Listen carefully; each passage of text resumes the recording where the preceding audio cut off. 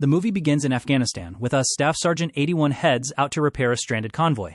When the combat engineer steps out of the vehicle, he angrily asks which idiot caused the problem that ruined his day. The squad leader steps forward and admits responsibility. It quickly becomes clear that the two men are actually brothers.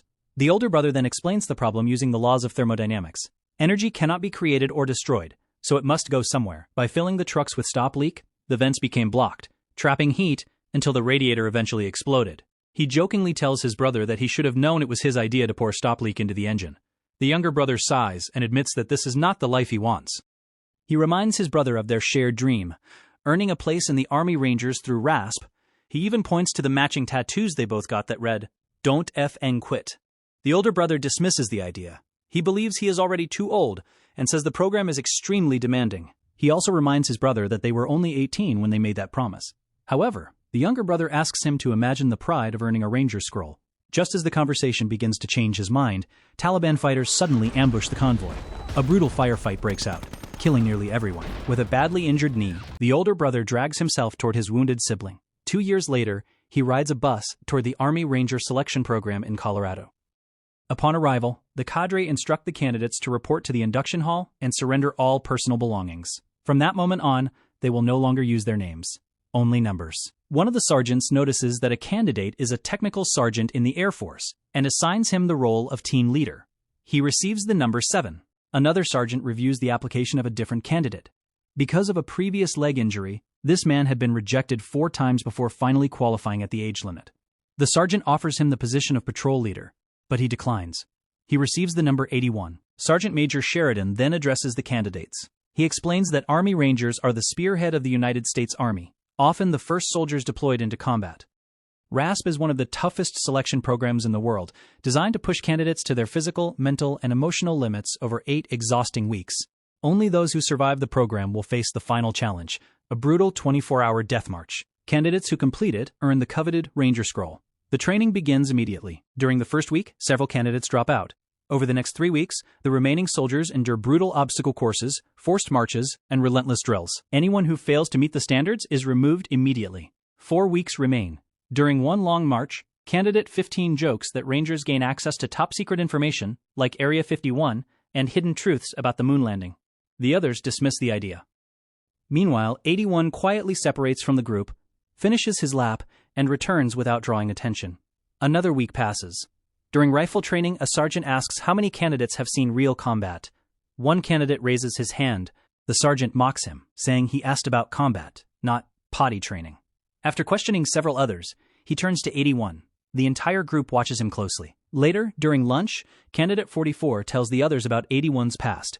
2 years earlier, while repairing a stranded convoy, Taliban forces launched a devastating attack that wiped out his entire unit. Candidate 60 adds that 81 received a Silver Star. He was the only survivor and carried his brother nearly 10 miles toward a military base.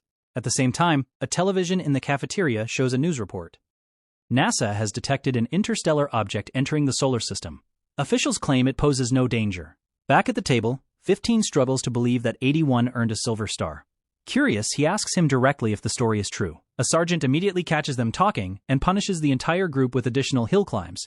Training grows even more intense over the following weeks.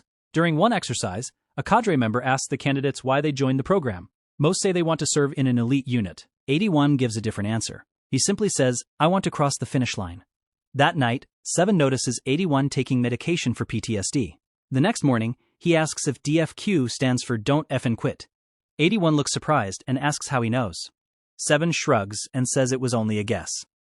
By week 6, the candidates face rope climbing, breaching drills, and intense weapons training. Many fail and leave the program. One night, 81 wakes from a nightmare just as the sergeant storms in and announces the start of the final week. The next challenge requires the candidates to walk underwater in a pool while carrying heavy weights. Many surface early. As 81 struggles underwater, he remembers his brother. The memory pushes him forward until he loses consciousness. 7 pulls him from the water and saves his life. Concerned about his mental state, Sheridan and First Sergeant Torres call 81 in for a meeting. They worry that his trauma and lack of teamwork could make him a liability.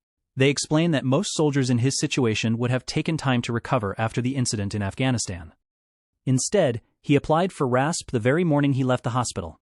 81 quietly repeats that he only wants to cross the finish line.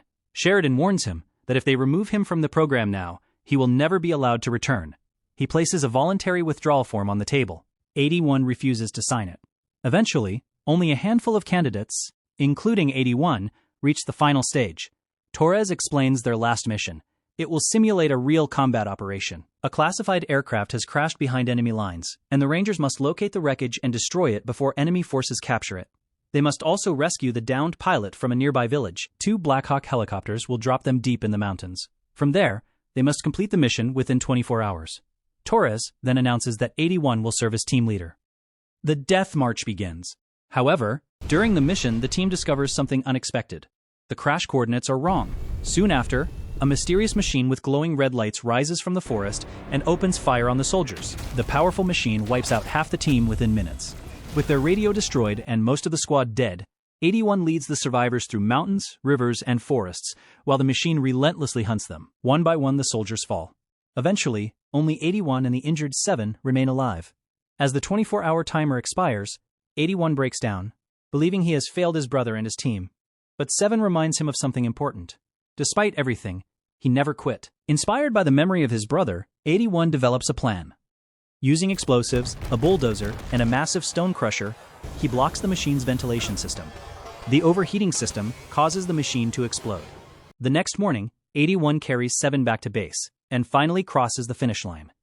Command soon confirms the horrifying truth. The asteroid NASA detected had broken into thousands of pods, each containing a deadly machine now attacking Earth. Sheridan promotes 81 on the spot. His discovery about the machine's overheating weakness could save countless lives. Moments later, the Rangers board Black Hawk helicopters for a new mission. Operation Global Shield, humanity's first organized defense against the invasion. As the team leader calls out the Rangers' names during the flight, he suddenly pauses when he reaches 81. For the first time, he realizes that no one actually knows the soldier's real subscribe. For more videos like this,